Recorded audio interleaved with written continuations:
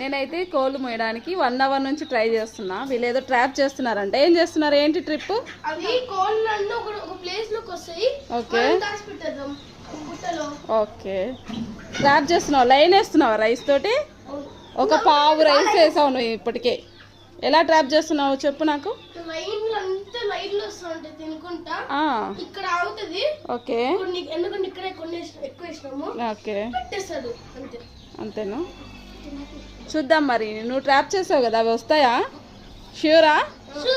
చూద్దాం మరి, వెయిట్ చేద్దాం. ఓకేనా?